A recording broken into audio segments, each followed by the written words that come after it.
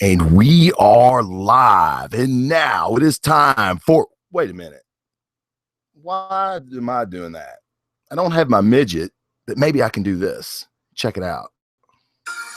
And now, for your listening pleasure, the Blazing Defender Report with your host, Travis Jones.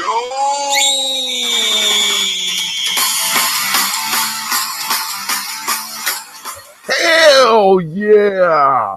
Oh, shit. BDR report just got some production value. What the hell is going on? It's 2016, motherfuckers. That's what. And we're getting live up in here on Google Hangouts for the first time. Welcome, everybody joining in. Thank you for making me a part of your week. You will probably regret it, but let's hope you don't. Man, I'm super excited. I hope you like that intro music. I'm going to figure out how to get it into the video. That's a whole other process that I'm just not geared for right now, but we're going to get it. Thank you, Mike Woodard, for developing that for me. I love it. It's my personality to a T. So thank you, sir, for making that for me. Guys, I hope you had a great Christmas. I hope you had a fucking fantastic New Year. And you know what the new year brings? More comic books, more comic book movies, more comic book memorabilia that we can shit our money on. Yes, it is 2016. We are in the age of Nirvana for the nerd. And I want to be your host. I want to be your guide, your Sherpa through this journey that you take. I need my own religion. Let's make an own religion. Let's come up with something. Let's do that. I need some tax deductions. But no, again, thank you very much. Welcome to the Blazing Defender Report. I am your host, aka the big bearded bastard, Travis Jones. I'm here to talk about some movie casting news that I thought is relevant and important. We're always going to do the comic reviews, no matter what else. If you tune into the Blazing Defender, I'm going to tell you what went on in the comic book world last week on what I purchased myself. So maybe I can keep you from making a mistake, or I can put you in the direction of something that you might really, really enjoy. So that's kind of what I hope to do. And I had I don't know, I'll call it a conversation. If I was in a bar or I was on the street, I did this, I'd call it a conversation. I had a conversation with Greg Capullo. Yes, the all-star super artist from Batman. And he might be a dick. I don't know. I'll let you decide that.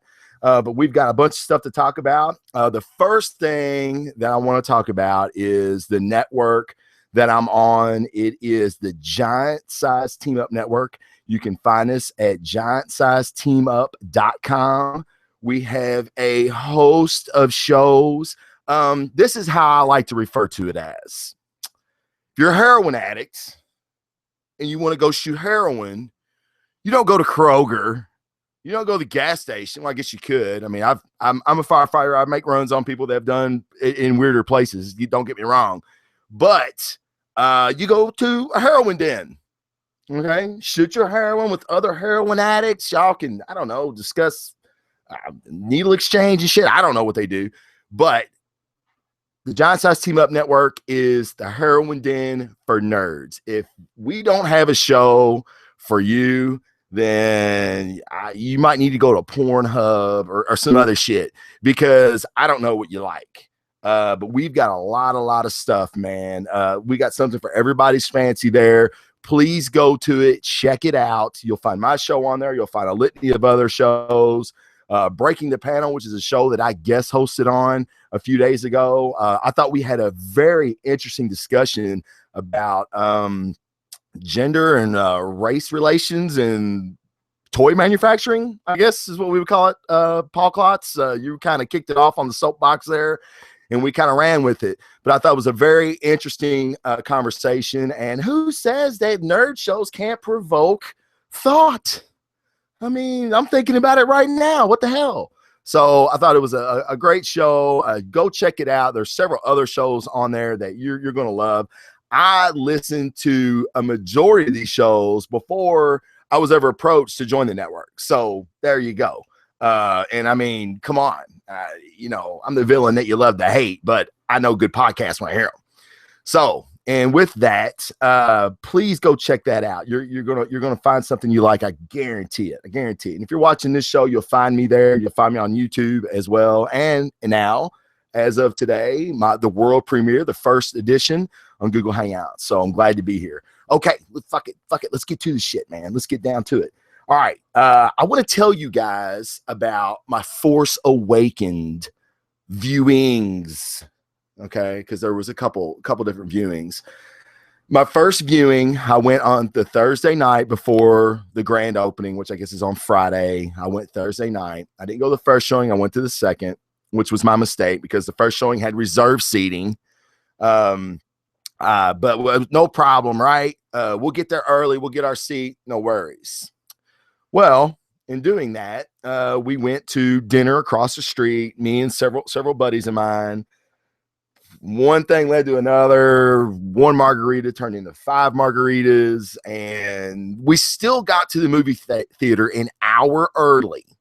Okay? For most movies, that's more than enough time. For Force Awakens, it wasn't. I don't know what the hell we were thinking. We weren't thinking because we were half smashed. But anyway, we get there. I'm having to sit in the second row, and there's like 5 guys. No, 6. There were 6 of us. And I might have been the smallest one. I'm 240 pounds. And I might have been the smallest guy in our group now that I think about it. So we're basically taking up the entire second aisle. My head's laid back. I mean, my eyes are having to adjust. Make a long story short, which I know it's too late for that, but bear with me. The movie was over. I was like, I don't know. I didn't like, oh, that movie sucked. But I was kind of like, man, they left a lot unexplained. And a lot of stuff, I don't know why. How does a sanitation stormtrooper fight a guy that's leading the First Order and has a group of knights named after him? How's he beat him? Okay. So I was a little upset. A couple guys I was with kind of felt the same way. Couple guys I was with absolutely thought, I think their pants were wet, honestly, because they loved it. They thought it was amazing. It was great. It was the best movie they'd ever seen.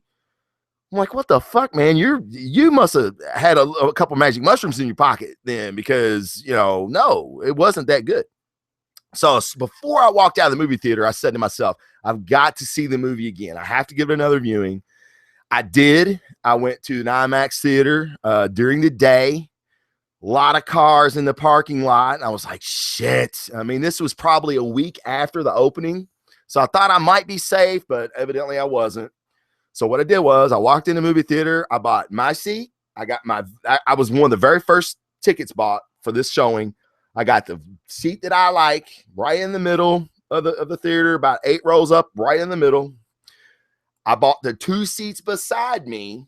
So no one's sitting beside me and eating popcorn and shoveling popcorn on me and looking at their cell phone. And I would literally kill somebody in this moment if they did that to me. So I was like, oh, you know what? I'll save myself the aggravation. It's going to be a little bit more expensive, but fuck it. That's what I'm going to do. Bought 2 seats beside me. No one's going to screw this viewing up for me. Second viewing. I loved it. I became a kid again. My favorite scene in the first viewing was seeing Han and Chewie back on the screen again. Seeing the Millennium Falcon back on the screen again was pretty freaking epic. I'm not going to lie to you. So, but then, I had those feelings again where in the first viewing, I felt like the dogfights got repetitive. I loved it. I was transported again. I was a 5-year-old kid again with my dad sitting at Showcase Cinemas on Barstown Road, which is tore down now. It's a freaking parking lot. But it was, I had an incredible movie experience. The fights were better to me. I'm going to do a show with 2 other friends of mine that did the first viewing with me also. They've also rewatched the movie. One guy's opinion has not changed. Another guy's opinion has pretty much stayed the same. I'm the only guy that's kind of was this way, and now I'm this way. So we're going to have a roundtable discussion about it. It's going to be a great show. You guys need to check it out, but I'll post it on here. I'll probably do it live on here, honestly, and we'll see how tonight goes. But I mean, I loved it. So many things were explained to me that I didn't catch the first time. So Force Awakens, I'm so excited for the new ones to come. I know a lot of people are, are a little upset that the storyline was the same story as Star Wars, and it was, let's be honest. But that formula worked back in the 70s. There's no reason why the formula can't work again. But Dark Side, Death Star, Imperial, guys, you need to get a new plan. The Death Star shit just don't fucking work. Okay, you guys have definitely taken some magic mushrooms too many times. But in saying that, like I said, it was different enough, but I think the formula still works. So that's my Force Awakens story. Loved it. Cannot wait for the next one. I'm a huge Star Wars fan. And if you're listening to this and you're like, yeah, I thought there was a lot of shit that would explain too. Yeah, what's up with that? Well, what you can do is, evidently, there's a lot of questions that were raised in the movie that were answered in the novelization of Force Awakens.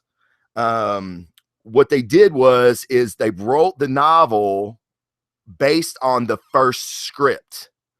The first script was not the final script that they did the movie on.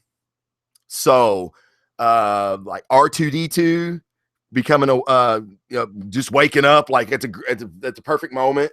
That was a little different in the novelization. J.J. Abrams was actually kind of contradicted himself on that a couple times, which I thought was interesting.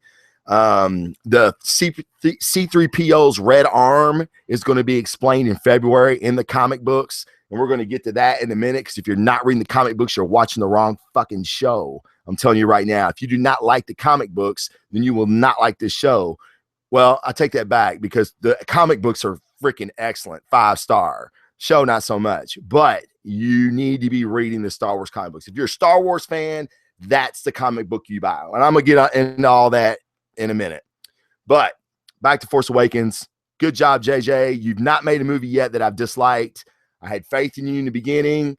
I was a little like, oh shit, after the first viewing. Second viewing, you got it, dude. You're the man. You're the fucking man. You are the remake king, and you've done it again. So thank you for that. All right, we're moving on, man. We're moving on. Let's talk about some casting news that I found interesting. And the one that I keep thinking about, and I know you're going to think this guy's gay, and that's okay. I don't care. I'm androgynous. So it's cool. There's big talks because Cate Blanchett is talking about, they're in talks with Marvel to be in Thor Ragnarok. And everybody's fucking freaking out about it. Oh my God, Cate Blanchett's gonna be in a Marvel movie. Whoa, she doesn't do genre. Yes, she does. She was in the fucking Lord of the Rings movies. She does genre. She was okay in the Lord of the Rings movies. I apologize for that. That's fuck that motherfucker. We'll throw that thing over there. I don't understand the hoopla. I mean, she's a great actress. I think the Marvel stable's full of great actresses and actors. Not that big of a deal to me. I'm really surprised. I mean, you can't go to Geek Tyrant or Comic Book Resources or anything and not find an article about it. So whatever. Great. Awesome. She can be the Enchantress. I don't give a shit who she is. She's a great actress. Welcome aboard. It's not that fucking big a deal, people. Let's get over it. All right. Ryan Coogler will direct the Black Panther. Now, this is some old shit that, I mean, it's at least a couple of weeks ago that they announced this. The only reason that I bring it up is because I think that this is a great casting call or giving this director this big of a movie.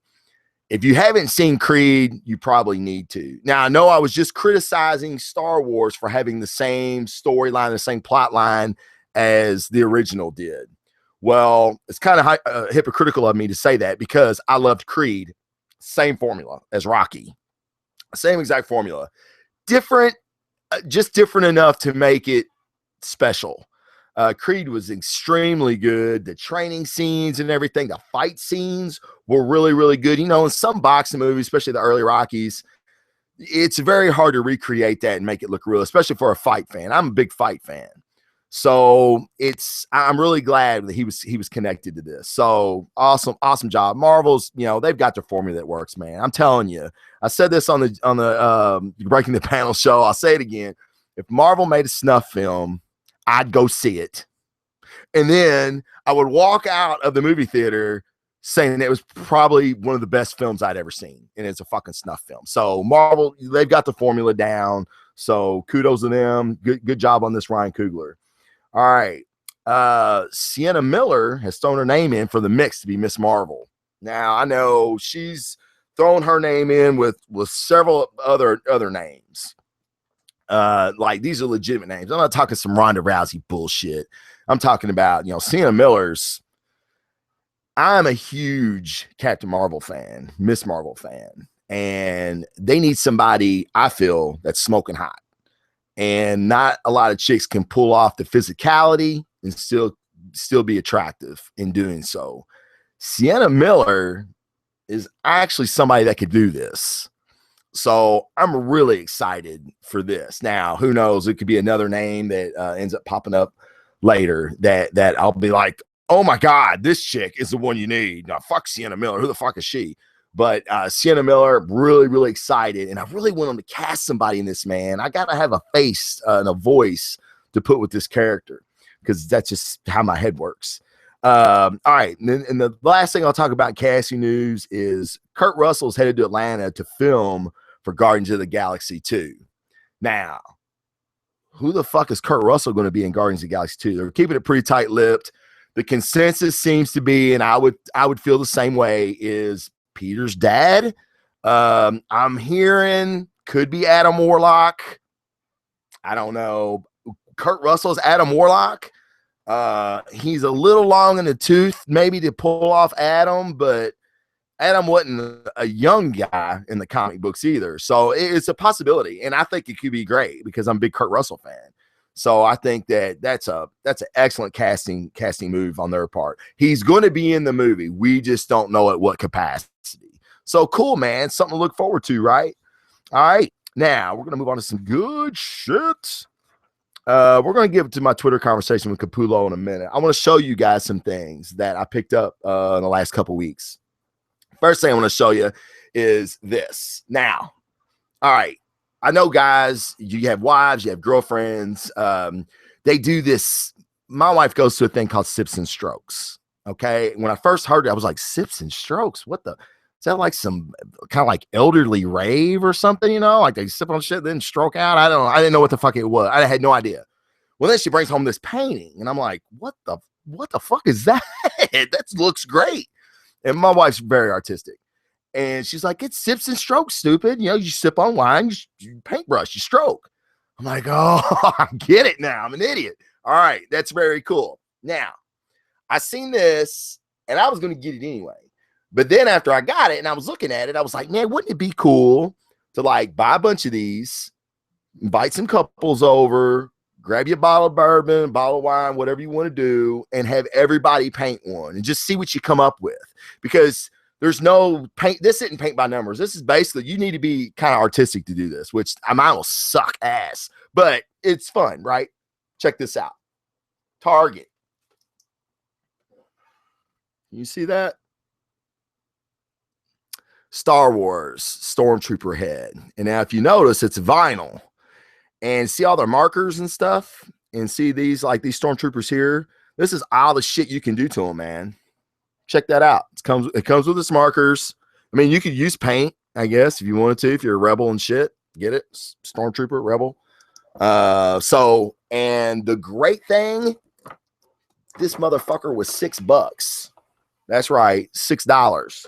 So I went around today trying to look for some more. Didn't have any luck, but I only went 2 stores. I'm gonna try to find some more tomorrow. But $6, I mean, at Target. So I thought that was really cool. I'm gonna have my wife really paint one up. I'll put it back here on the shelf back here when she gets it done. But I thought that was pretty cool, right? All right, today I was in Target looking for Stormtrooper heads. That's what I do, and I found this. You see that?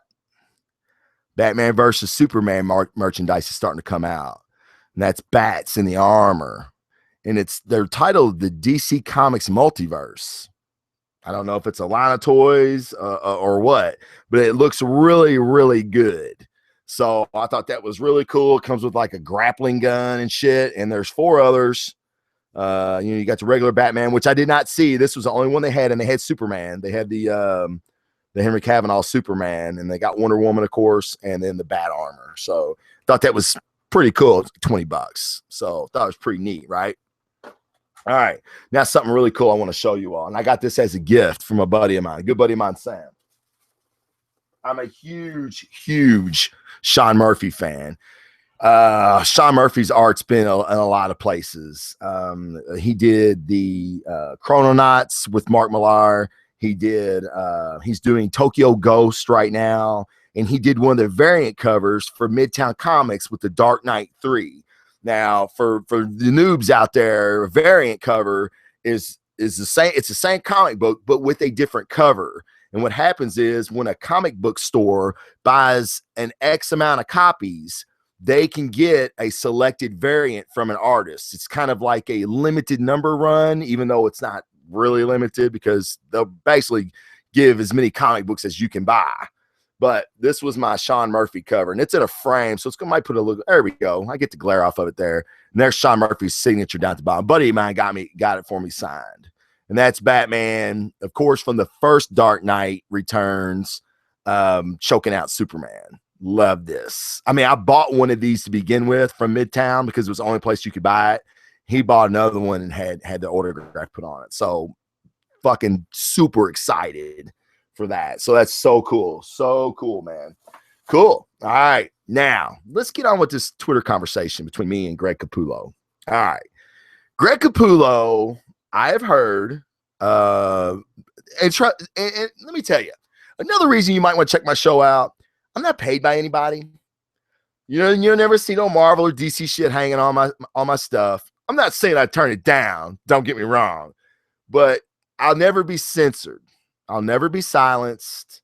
If I think something sucks, I'm going to tell you it sucked. Like I told you, I thought Force Awakens sucked. Now, I was wrong. And I'll always tell you when I was wrong. So in saying that, I do not know anybody in the industry. Well, I'll take that back. I know a few people in the industry. Nobody that I could get like insider information from or no shit like that. So I know nobody that knows Greg Capullo personally.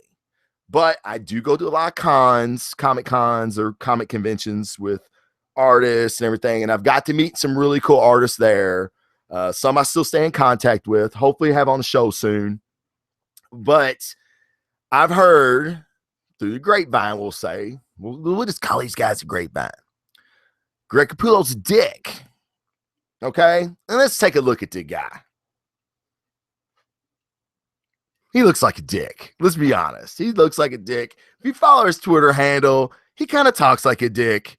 He does this thing where he gets on Twitter and he takes questions. Super awesome. That's so cool, Greg. If you're a viewer and a fan of this show, it's super cool of you to do that. I love it when fans or talent interacts with fans. I think it's fucking outstanding.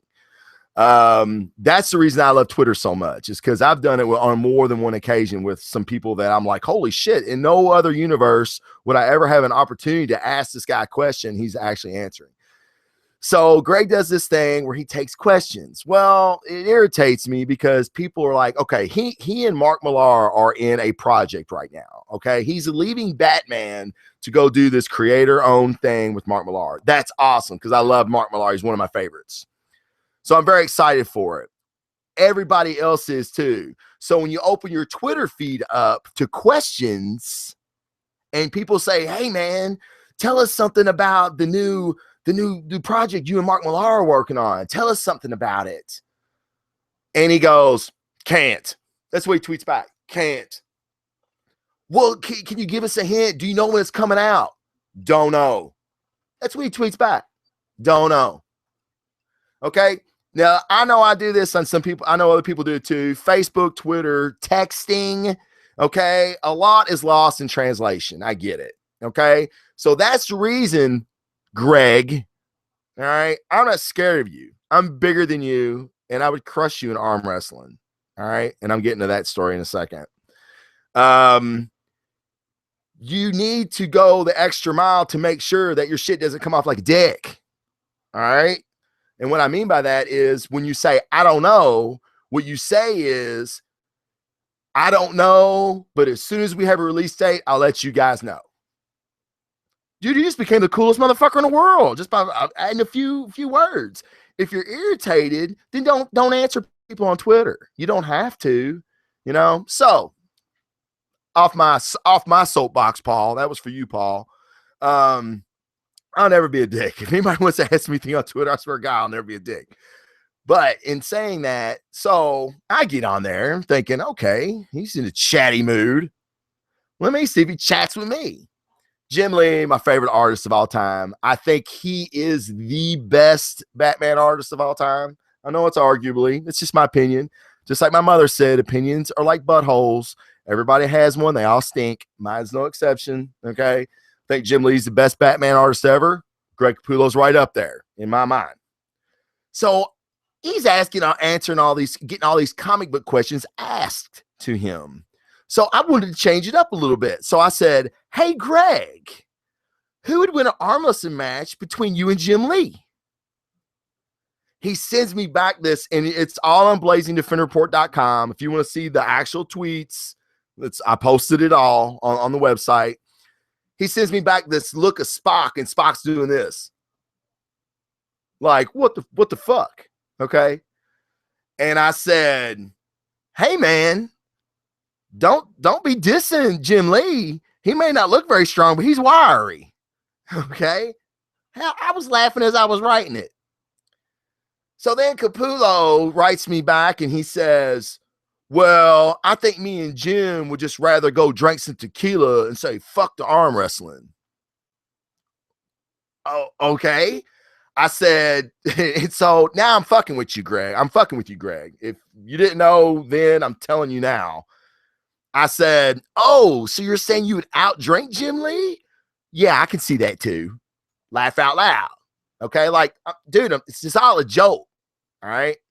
So then Greg doesn't respond to me, but his next tweet is something like, all my years being an illustrator, somehow now I'm mistaken as an arm wrestler. I still think the guy thinks I was fucking serious. So anyway, I responded and I said, look, man, with guns like yours, it can't be the first time you were, if somebody thought you were an arm wrestler. Stay cool. I'm a big fan. Like, be cool, dude. I'm a fan. I'm just fucking with you. You're answering all these other questions. I'm just trying to, switch it up a little bit. Maybe let you show a side of your personality that no one sees, and lo and behold, you didn't fucking have one. But anyway, I digress, literally. So that was the Twitter conversation I had with Greg Capullo on Twitter. So you did nothing to make me think you weren't a dick. Now, okay, I take that back. I take that back. I retract that last statement in a way, not totally. But he did like and favorite that tweet. And maybe it was just because I said I was a big fan. Maybe he's keeping track of all that shit. Who knows? Anyway, I'll arm wrestle you any fucking day, Greg. Any day. And I'll break your fucking arm. Back to what the show is really about. It's not about me challenging superstar mega artists on Twitter to feats of strength that I know they'll lose. It's about fucking comic reviews. That's what I do here. This is my shit. This is my jam, motherfucker. Comic reviews. This is what we do. Now, in saying that, I want to give you a brief overview of what I'm trying to do here. What I try to do here is I try not to spoil anything for you. You may have this exact same book sitting in your stack. You haven't got to it yet. I totally understand that. I try not to spoil anything because I want you to be just as excited and shocked and in awe as I am when you turn the page and you go, oh, fuck, he killed him.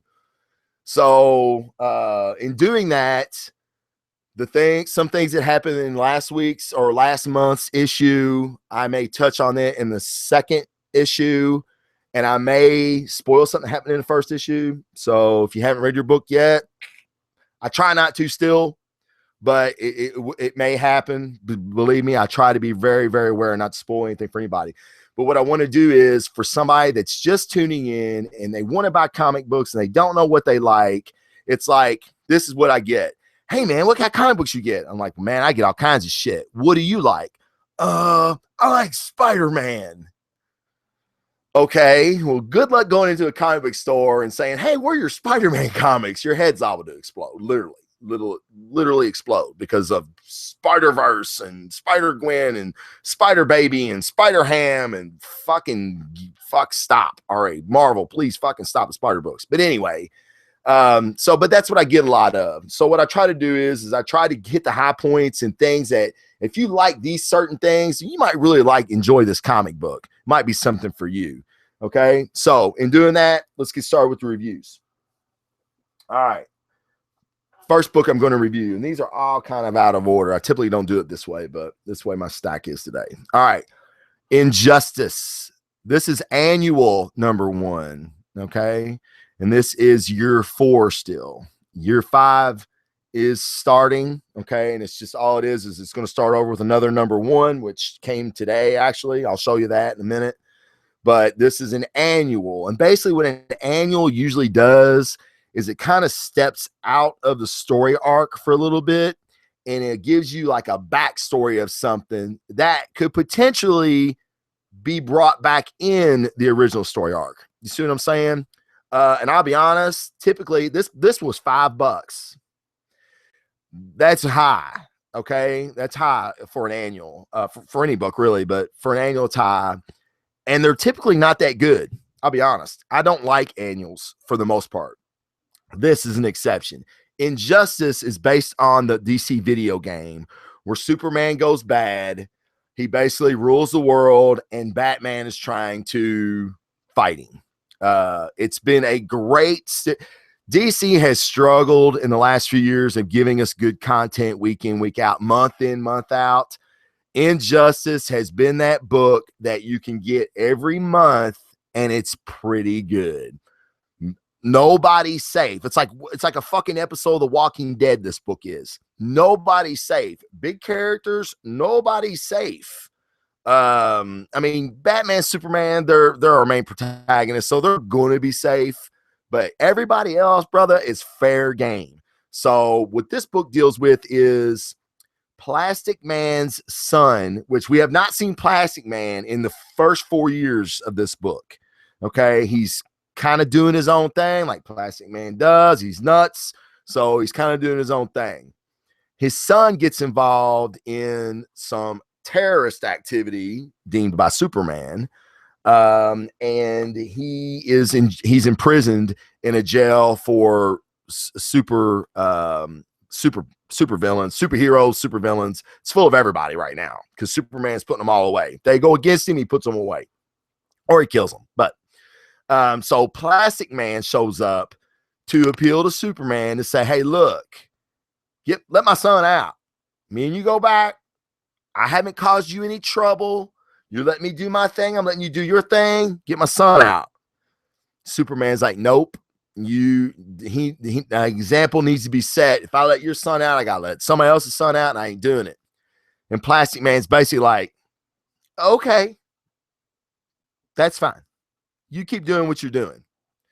And he walks out.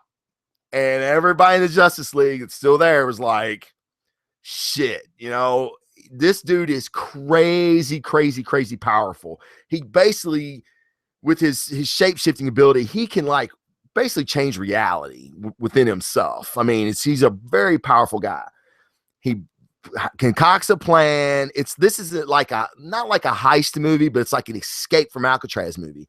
He breaks into the prison to break his son out. He's got a plan. He's got shit up his sleeve. So it's very, very, very great, cool issue. You see a lot of villains that you haven't seen in a while because they've been in this Supermax prison for specifically designed for supervillains. And he helps them out. And we see some heroes emerge that have been imprisoned. And he's helping them out too. At the end, he gets his son. I'm not gonna tell you if they escape or who escapes. If there is a fatality of somebody that's pretty big in the DC universe, I was like, oh damn. Like, and it just happened out of blue. Like literally, like it was a small panel, and I was like, oh my God. So, but that's what's great about Injustice. So if you're a DC fan, you kind of been stagnant with DC stuff, Injustice has been a very good book for me. So check it out. All right, next book we got Thor, the Mighty Thor. This is female Thor, okay, which if you don't know who female Thor is, I will not give it away. But in this issue, we have Loki. Loki's been kind of not around for a while. So everybody's been kind of wondering what Loki's been up to. But Loki's back now. Malekith is basically designed a legion of supervillains, and he's using the guys from Jotunheim. He's using the Enchantress. He's using a lot of people to create like this cabal. Loki wants in. So Malekith sets him up with Laufey, which is his son. We all know, okay, that's Laufey's son. They're going to go do a job together. Well, there's some shenanigans involved that doesn't involve Loki. But what's great is how Loki gets out of it. And Loki's pretty badass, especially this Loki. I really like this Loki. He's very much like the Tim Hiddleston's Loki in the movies, which I think a lot of people just absolutely love. I think he's phenomenal. So, but then you've got, of course, female Thor. She's doing her best to fight the good fight. And what's funny about it is that Cole is come to arrest her. Odin wants her arrested because she's not giving up Thor's hammer. Odin's pissed. That's my son's hammer. Blah, blah, blah. Okay. Cole comes and he's got some pretty badass guardians with him. I don't know who the fuck they were. I mean, wasn't nobody I recognized. And basically, she mops the floor with them. Mjolnir is doing things that Thor never could get it to do. That's a story that has not been explained yet. So basically what happens is she does all this, and at the end, her and Loki meet up. Now, from the events that happened with Laufey, still not sure where Loki stands at. Is he an ally? Is he setting her up? What's going on? So Jason Aaron, you guys will hear me say that name. If you've ever watched the show before, you know I have a man crush on Jason Aaron. He's my favorite. I think he's my favorite writer of all time. I thought it was Mark Millar for a long time. I think Jason Aaron this past 2 years, 3 years has just cemented himself as the fucking rock star writer of comic books. He has everybody's voice, and his stories are they're some of them are pretty predictable. Some of them aren't. And he has the violence and the grit and the tenacity of these characters down to a pat. So Mighty Thor is a great book if you're a big Thor fan. For women that are looking to get into the Marvel Universe, this is a super book because female Thor, she's badass. Love to see a battle between her and the Odin son and just see where it shakes out. You know what I mean? Give them both Mjolnirs and let them go. But Mighty Thor, really good book. Staying on the Jason Aaron train, we're going to switch gears out of superhero realm and go into something a little more graphic. And that's right, people. The goddamned Jason Aaron. As you can see, that book and the artwork will tell you this thing is brutal. It's basically a story about Cain. Okay, Cain is the creator of murder. All right, from that's from the Bible. Okay, he killed his brother, of course. God has basically sentenced him to life on earth, will not let him die. So I was a little confused in the first issue on what time era we're in here because the dialogue will really throw you off. That's the one knock I have on this book is you know, in some books, they kind of use a dialect that's appropriate for the times. Like they don't say, get my dick sucked. They'll say, and she put her mouth on my privates, or I don't know what the hell they would say. I mean, that was a horrible accent too. But what I'm saying is it's an era appropriate language, and this isn't. So it kind of throws you off a little bit. I had no idea what era we're in here, but he rides a dinosaur at the end of this thing. So I'm like, holy shit, are we in the prehistoric era, I guess? But, you know, I mean, you know, does it predate all that? I don't know. So I'm kind of confused on what time frame we're in, but it's a really cool. He kicks a lot of ass. If you like violence, dirty language, of course, great art. The art is real visceral in this book. I like it. I'm a big fan of this art in this book. And it is R.M. Gura. I don't know what else he's done. I don't know who he is. But it looks really, really good, and it's very appropriate for this style of book. So check it out. Jason Aaron, I'm telling you, the story is just been okay. It's only in issue 2. This is issue 2. So the story is going to get better. I promise you. It will get better. I'm staying with it for the duration, no doubt. Now we're going to switch gears again into something a little different. Yep. Fuck Fairyland. As you can see, the guy there blowing his brains out. And that's Gertrude there. She's the hero of our story. I don't know. We really haven't figured it out yet. The story is, and this is issue 3. Okay. The story is, for the last 2 issues, Gertrude, she was sent to Fairyland accidentally. So to leave Fairyland, she has to find a key. Well, it's been 30 something years that she's been stuck in Fairyland and cannot find this key. This is a book by Scotty Young, art written by Scotty Young. It's hilarious. It's a funny, sick, twisted twist, if you will, on Fairyland. Gertrude has ran around for 30 years. She's become vile, nasty, hardened, jaded, because she can't find this fucking key to get home. She's stuck in this little girl's body, and she just runs around as she looks for this key, just destroying shit, wreaking havoc. She's got a guide with her. That was the dude that was blowing his head off. His name escapes me. But in this issue, the queen of Fairyland is trying to concoct a plan to stop Gertrude because she's wreaking havoc. And everybody's like, dude, you're the queen. Do something, bitch.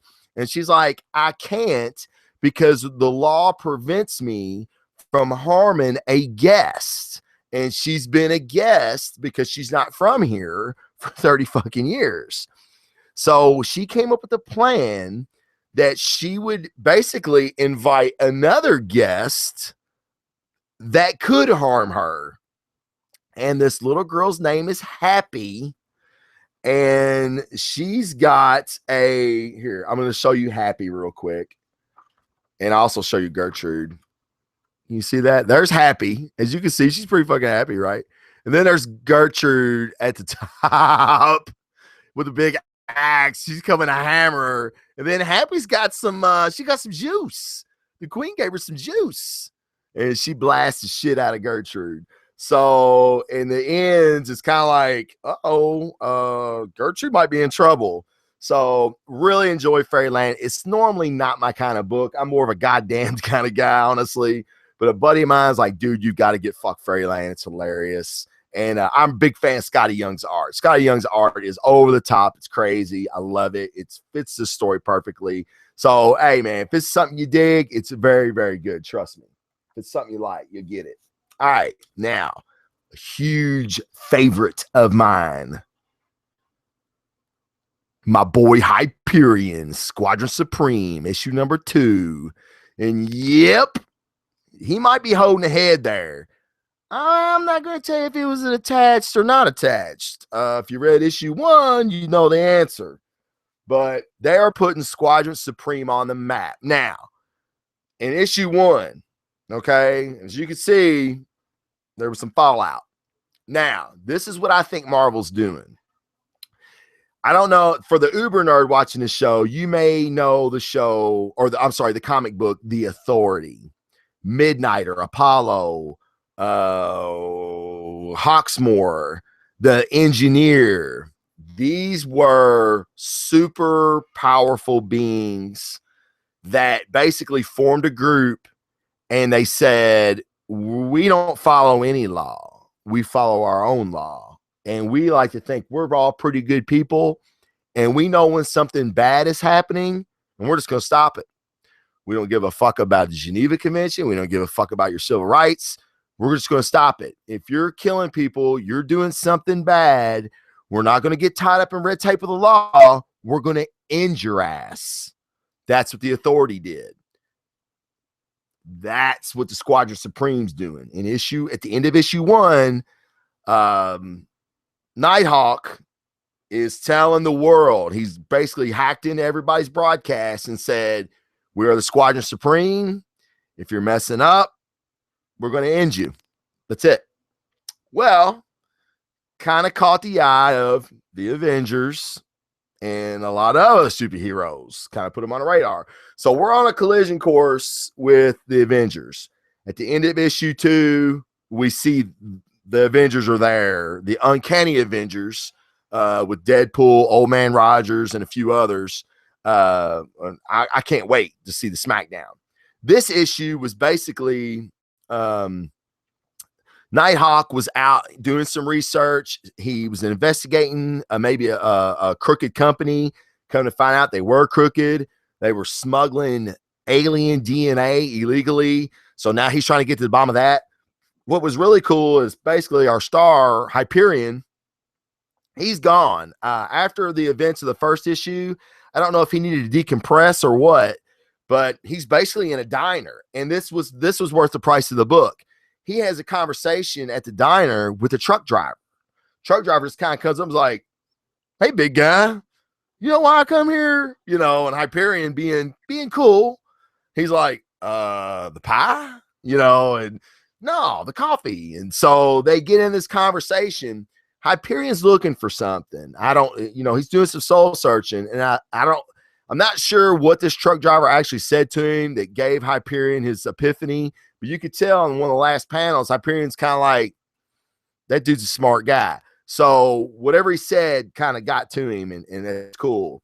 Now, what we find out is in the Power Girl, which is kind of like a Wonder Woman, but she's really messed up. I guess she's getting her abilities and her longevity by taking the essence of people. And she's hot, and evidently she's going out and she's getting strange men. She's luring them back to her bed, and I don't know if she's doing it with them first and then draining them, or just draining them. I don't know. But, we see her, and she's got this basically this rotten husk of a guy in the bed, and somebody makes an appearance, and she's about to bust her head, and he's like, whoa, wait a minute. I can help you not have to do this again. So we're not sure who he is. His name's the Mordor of Magic, or that's what he said he's known as in some places. So what you have to remember is, and this is for the Uber nerd, not for the new people. Just don't even listen to this shit. Earmuffs, new people.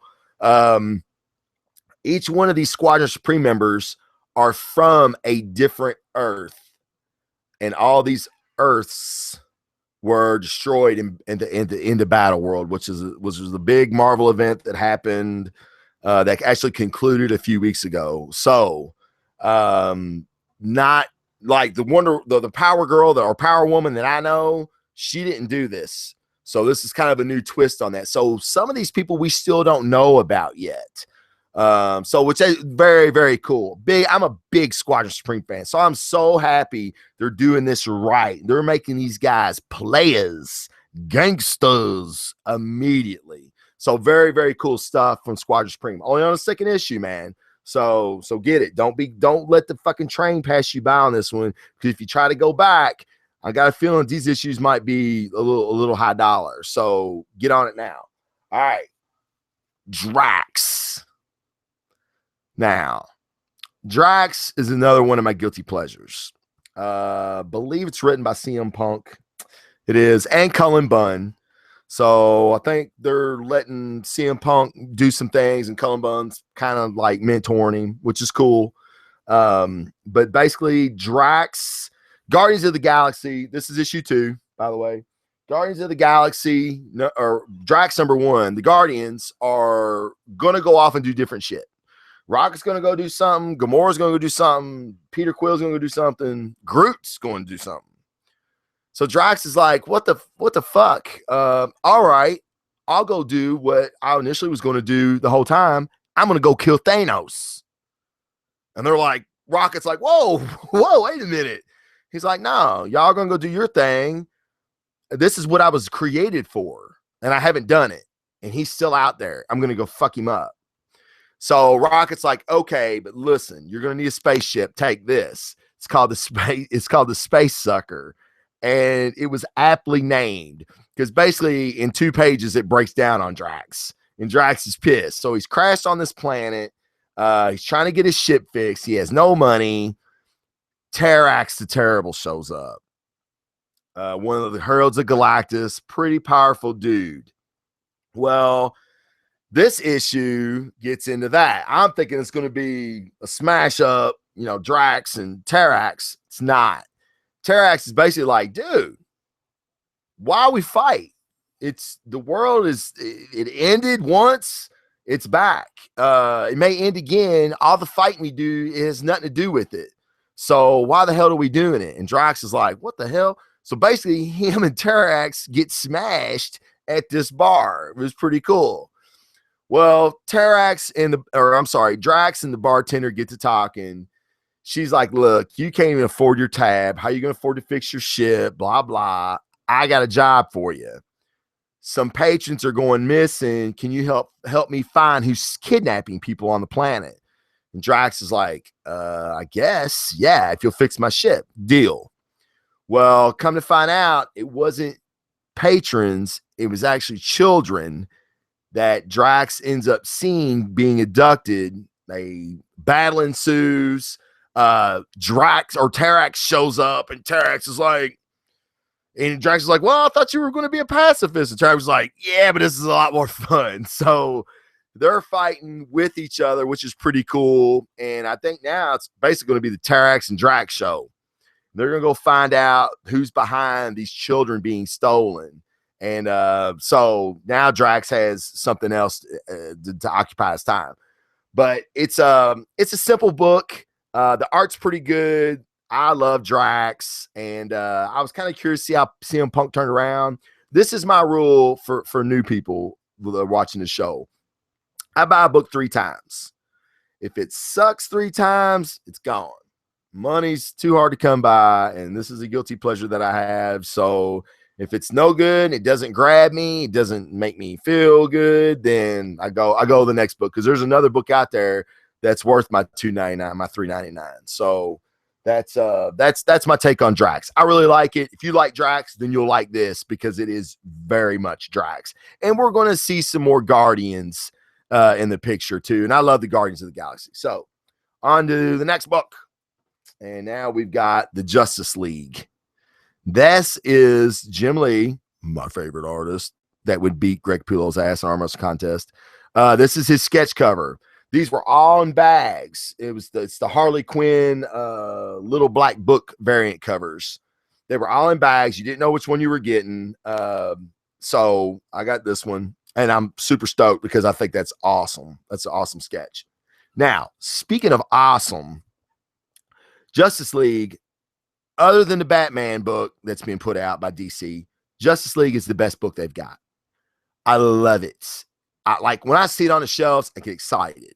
Almost excited as I do is when I see some of the Star Wars stuff, because it's so freaking good.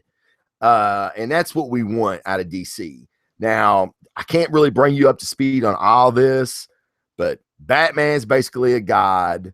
Flash is a god. Superman's a god. Okay. Darkseid was killed by the Anti-Monitor. It's put the universe in a state of chaos. Justice League are trying to figure things out. So the art is phenomenal. Superman and Wonder Woman have a little brawl here because Superman's cells have drank the solar energy from Apocalypse's world, and it's just a lot going on in this book, man. But it's done so well, and the art is so cool. The story arcs are so cool. And I love the Crime Syndicate.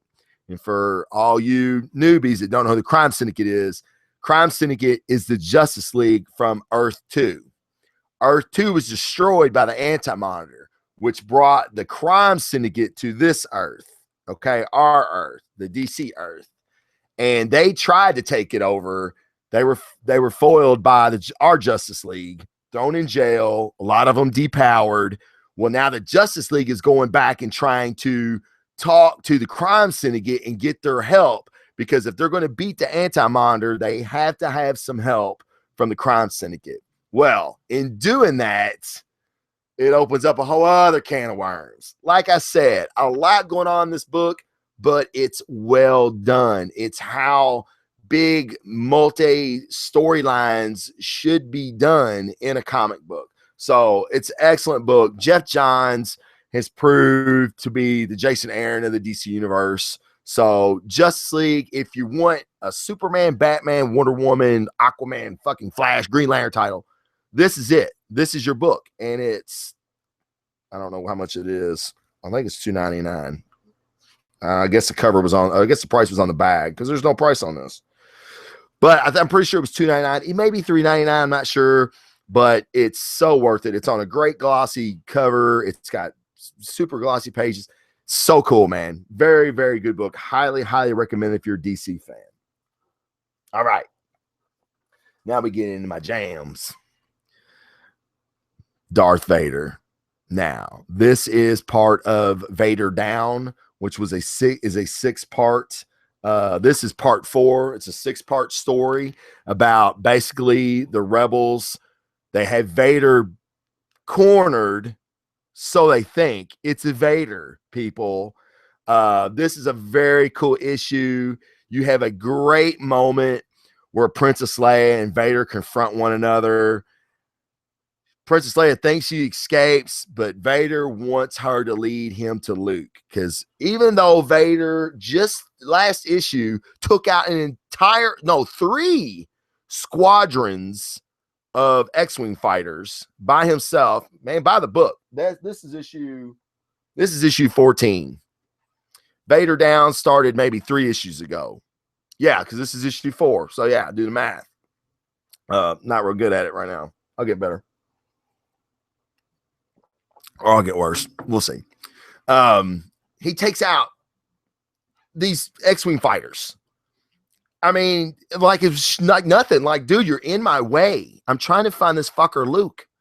So get out of my way. So Leia is trying to do her thing. Han and Chewie are having trouble of their own. Kashistan or Karashistan, he's a Wookiee bounty hunter that Jabba has put in charge of bringing Han and Chewie back. They're dealing with that shit. Luke's dealing with some shit. And Vader is hunting them all. And they think they're hunting Vader. It's crazy, man. This book it's so good. It's one of the best things I read. This is Karen Gillan. He does a great job on this book. Him and Jason Aaron. Jason Aaron writes the main title of Star Wars. They have the voices down. Like when Leia and even Chewbacca, even when he does his growls, it's like you hear. I mean, it's like watching a movie. So if you're a Star Wars fan and you're thinking about getting into comic books, look no further. Darth Vader's book or Star Wars book. I'm telling you. You will not be disappointed. They are freaking amazing. They're good each and every week. Sometimes they're freaking awesome each and every week. Not a lot of books I buy, you can say that. If I could only buy 2 titles, that's what it would be. And I'm a Captain America fan. I'm an Avengers guy. I'm a Marvel guy. I'm a superhero guy. But I'm a Star Wars guy. And good is fucking good no matter what it is. So I would definitely buy this book. Yeah, shit, I buy it every week. I can't get enough of it. Darth Vader, part 4. That's Vader 14, part 4, Vader Down. It's going to be a trade paperback soon. So if you want to wait and get all 6 issues, do that. But definitely read it. It'd be worth the read. All right. Now, man, I love this. Dark Knight 3. and this is issue 2, book 2. Now, you see that cover there? That is an exclusive cover from Midtown Comics. It is a, well, fuck me. I forgot. It's a Greg Capullo cover. Yep. I should have known that by looking at it. But this is where in the Dark Knight Returns, where he's fighting the mutant leader in the mud pit. And it's got my favorite line in almost any comic book ever. And basically what he tells him as he's kicking his ass in the mud pit. Now, he got his ass kicked by him to begin with, so it's kind of a rematch battle. I'll give you that. But Batman's kicking his ass, and he goes, son, you mistake this. This isn't a mud pit. This is an operating table. And about that time, he cracks his leg. I mean, dude, but one of the Dark Knight Returns is one of the best comic books of all time. I don't give a fuck what nobody says. I'll fucking rip your head off if you say any different. It is amazing. That's not an opinion. It's actual fact. I read it on the internet. It's the #1 greatest comic book of all time. So there you have it. It was on the internet. It's fucking true. It's fucking gospel. But this is Dark Knight 3 is the sequel to The Dark Knight Strikes Back, which was the sequel to Dark Knight Returns. Okay. Now, in saying that, I have reread The Dark Knight Strikes Back. It was not good. It was actually probably better. I'm reading it now that I know some things. But in doing that, reading Dark Knight 3 and some things that are going on in it, I have a lot of questions. I'm going to do a show on it, so fear not. Fear not, true believer. But in this book, we have Carrie Kelly, who was masquerading as Batman in the first issue. She's captured. She tells him Batman is dead. Bruce Wayne is dead. In this issue, it's her breaking out of jail. And it's so cool. It's so Batman-ish. I absolutely loved it. It was, I don't want to give anything away, but I will tell you this. The Batmobile is involved. The badass Batmobile from The Dark Knight Returns. If you've read it, you've got to read Dark Knight Returns before you read this. Just no two ways about it. Because when the Batmobile shows up, man, it was like seeing the Millennium Falcon again. And I was like, because this is my favorite Batmobile. Oh, it's so over the top. It's so ridiculously badass that, you'd never see something like this in a movie because it's just too insane. But it's a big part of her breaking out. And we find out Bruce Wayne is not dead. It's not really a spoiler because we all knew he wasn't dead. But what happens at the end of the book was pretty major, and it involves the bottle city of Kandor, which played a huge part in the second book. And the Atom, Palmer is his last name. From the guy from Arrow. Super smart guy, super scientist. He figures out a way to get the bottle people of Kandor out. For years, they haven't been able to figure it out. He has, using his miniaturizing formula and kind of changing it. Well, it might have not been such a good thing.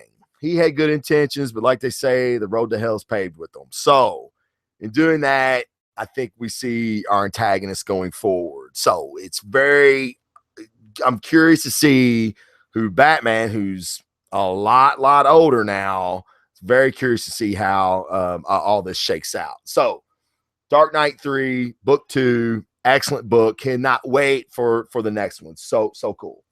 Now, my next two, and this is where I'm going to have, Mike, if you're watching, I'm going to have you make me some crazy, like, acid, ukulele, metal, bongo music. I don't know, something fucking weird, because this is going to be my indie corner, okay? For all you people who say I don't read fucking indie books, which I've already reviewed like 3 or 4, and I'm going to review 2 now, and I absolutely love these two. These two are phenomenal. I am fucking so hyped about this. Jacked. All right. This guy here, he's a trip. And you probably can identify with this guy more than a lot of superheroes. He's not really a superhero yet, but he's getting there. This guy, he's a middle-aged man. He's having some prostate issues. He's having some sexual performance issues. His kid kind of looks same like he's a loser. His wife is bored to tears with him because he's like, a two-pump chump. I'm not saying nothing's wrong with that. There's nothing wrong with that. But just this is a story. I'm not talking about myself, God damn it. I'm 3 pumps at least. But so his brother's a dentist. His brother's like, dude, you got to get your life together, man. You're almost 40. You need you need something. You need to try these nootropics. And the guy's like, what the fuck are nootropics? He's like, oh man, they're like brain transmitter things. They give you virality and make you think quicker and all this stuff. So, he's online one day after he just masturbated to porn like he does 3 times a day. And then he said, you know what? What the hell? And he sees this ad for a pill called Jacked. He takes the pill. Well, I'm not going to tell you the whole issue of number 1. I've done gave you the benefit of it, but he gets abilities.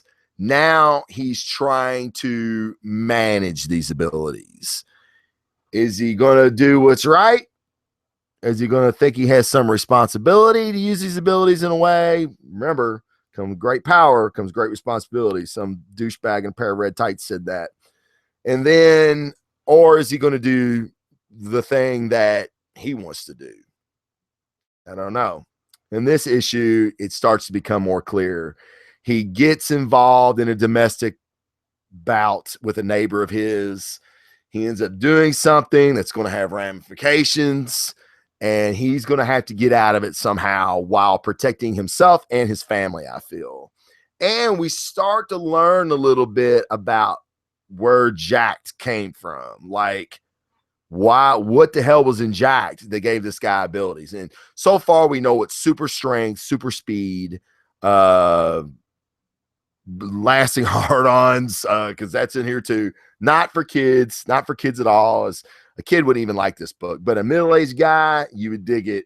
It's a really, really, really cool book. I love it. If you like the Supernatural series, it's done by a guy named Eric Kripke. Eric Kripke, I believe this is his first venture into comics, into this media. So I was super excited when I heard he was going to do a comic book, because I loved Supernatural. So, I'm sorry, Jacked. Excellent, excellent book. I highly, highly recommend it. If you're looking for something a little different, I'm telling you right now, you heard it here. This could be a big time movie property. This could be a huge, huge Hollywood hit. The right people get a hold of it, and I guarantee you, it will see it. You've heard it here. We're going to see this book on the big screen. I guarantee it. All right, next book. Going back to superstar artist Sean Murphy, not Greg Capullo. I tricked you there. Sean Murphy, the guy that signed my Dark Knight 3. This is called Tokyo Ghost. Okay. Excuse me. This is a futuristic book where people are jacked into the internet, like literally jacked in. Everything they're doing is kind of virtual, but you still need hands-on. So basically, what a guy named Led did was he gave up his humanity to become this thing called a constable, which basically goes around and gets people that have broken the law somehow. Led was a kid that was picked on relentlessly, but he had a friend in a woman as a child. They grew up together. They ended up becoming lovers. And then he became this jacked in monster, cyborg kind of guy. Well, they take a job and it leads them to an area. They're going to do one job and try to get out of it. She wants him out of it. She wants her lead back. And, he can't, it's like a heroin to him, like to unplug him from the internet or something where he can't have his stimulus. Then he's in big trouble. So she wants to get him away from it. They're going to do this one job. Well, this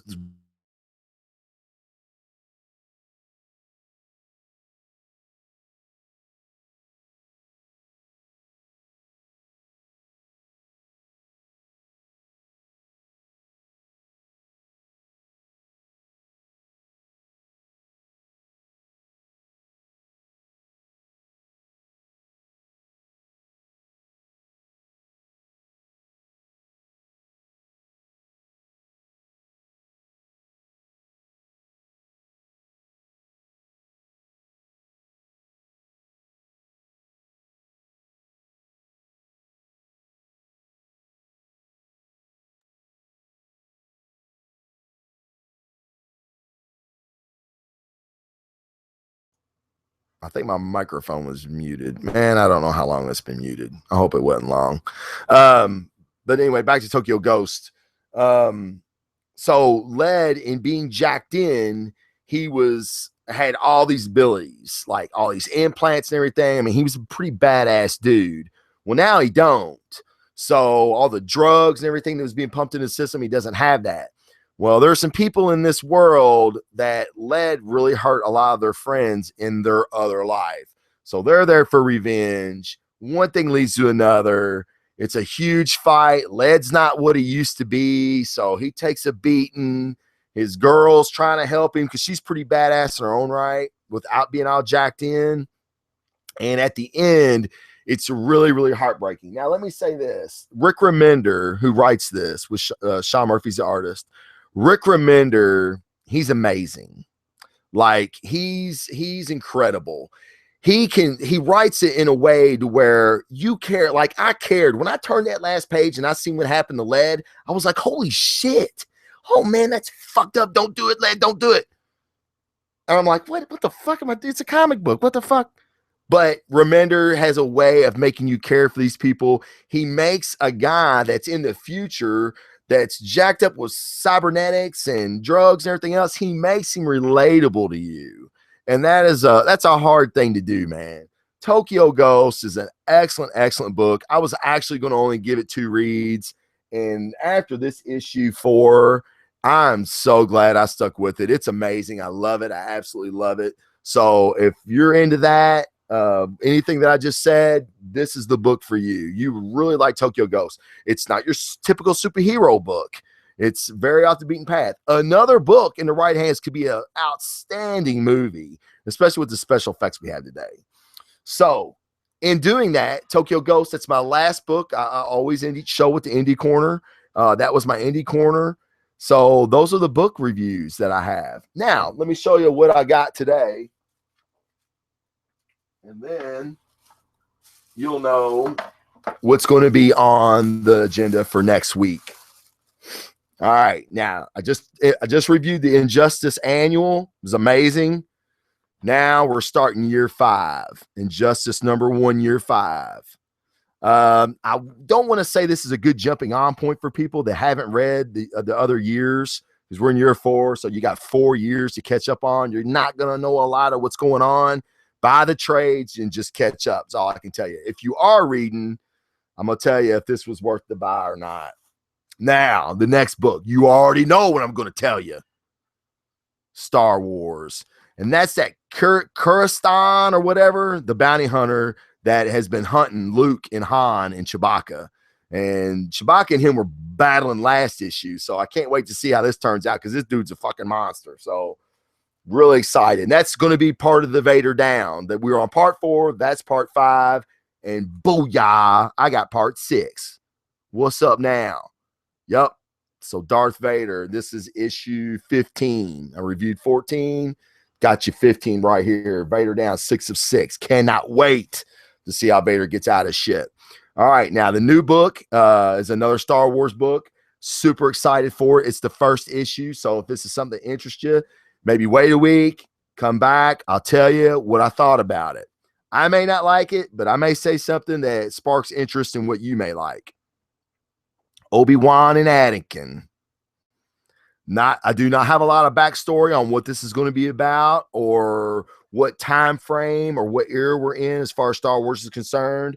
But Charles Soule, the writer on this, did an amazing job on Lando Calrissian's book. I absolutely loved it.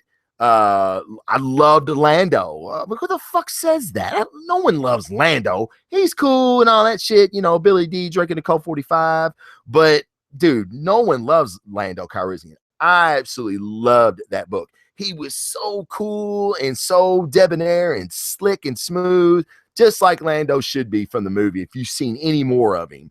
So Charles Soule is on this book. It should be really, really good. I'm very, very excited to see it. Now, if you've seen my review on the totally awesome Hulk #1, then you know I'm very excited about this book. Hulk #1, I got it just because it was a #1. I wanted to see what was going on with it. I love Frank Cho's art. Greg Pak is decent. I mean, he's wrote some good stuff. That first issue, it was funny. It was awesome. The art was great. The action was great. Really a great book, man. So if you're a Hulk fan, which I know I've got some buddies that are, you need to get on this because this book is really, really, really good. I mean, it's in the second issue, so fuck, it could go downhill from here. But we're going to find out because I'm going to stay with it. So tune in next week, and I'll tell you about Hulk #2. And another new #1 this week, Rocket and Groot by my boy Scotty Young. He's the artist. No, maybe he's writing too. Yep, Scotty Young, writer. Cool. Very excited for this book. I love Rocket. I love Groot. I think they have an awesome dynamic. It's really hard to fuck them up. I know people can do it, but Scotty Young won't. The Groot book and the Rocket book were great before Battle World. And I assume that's kind of what they're doing is instead of just having two books, they're just going to go ahead and combine them. These two need to be together anyway. Let's get it. I mean, they're peanut butter and fucking jelly, man. So Rocket and Groot, very excited to read this book. Tune in next week, people, and I will tell you all about it. I'll have some more movie news. I'll probably have bought some more bullshit. I'll tell you about that. Please go to giantsizeteamup.com. Find a show there. Find a show there you like. If you don't even like this one, if you're just tuning in on the Google Hangout, go to giantsizeteamup.com. We've got a host of shows, man. It's a network, people. It's the fucking heroin den for nerds. I'm telling you, you'll find something there that excites you. Now I want to give some shout outs real quick to some people that have supported me since I started doing this. I want to give a big shout out to my brothers Comic Jacked on Facebook. It's a Facebook group. It's a closed group, but just ask for an invite and we'll let you in with open arms. You hear guys all the time go, what would win a fight between Squirrel Girl and Galactus? Well, guess what? We've probably done it on Comic Jack. These guys, they have tournaments. They have a system that they use to determine winners. They have, guys go forward. Your character may have lost and you're pissed off about it. I see some pretty heated arguments in there. I don't get in it a lot because it's all the time. I mean, literally, it's all the time. But it's funny and I enjoy it. These people know their shit, man. I mean, they'll bring up photos and I'm like, where the hell did they get that at? That's awesome. So Comic Jacked on Facebook, please check it out. Those guys are great. We'll get you in there. Please ask for an invite.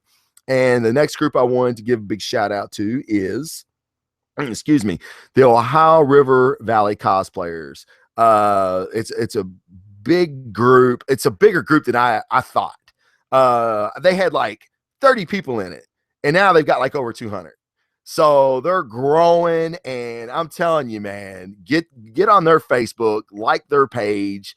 If you like cosplay and you like seeing really creative, artistic people do their fucking thing, I love their page. I mean, they're always posting stuff, stuff that they're working on and everything. I'm going to do a show with a couple of them. I gotta nail it down. I want to go somewhere to where they're all dressed up, and I want to talk to a bunch of them and find out what got them into it and everything. I'm going to do a bunch of this stuff, man. There's a lot of stuff coming up for Blazing Defender coming up. I mean, we're going to be on iTunes soon, and telling you, man, my goal is to be the jacked Chris Hardwick. That's my goal. Fuck it, man. I can lift weights and be 240 pounds and rock a beard and fight fires and be Chris Hardwick.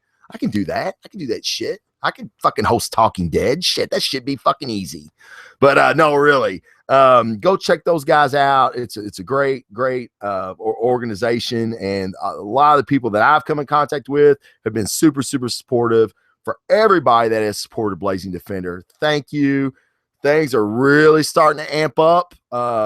We've kind of stayed with it. We kind of fell off, fell back in, and really taking off for us here. So I want to thank everybody that has supported me and continues to support me. And if you know somebody out there that might like the show, shoot them a link to it, man. I would totally appreciate that. And if anybody has any questions or comments or things you want me to talk about on the show, please send me an email, blazingdefender@gmail.com. Blazingdefenderreport.com will give you a direct redirect. What the fuck? A redirect to my Facebook page. You can hit me up on Facebook anytime, on Twitter anytime. Anything you want me to talk about, guys, I will definitely bring up. And maybe you want to be on the show. You give me a topic that you would like to discuss, and maybe we can have a conversation on the air, and maybe in Google Hangouts, because I'm learning how to do that too. So, guys, thank you again for tuning into the show, and I will see you motherfuckers next week. Blazing Defender is out.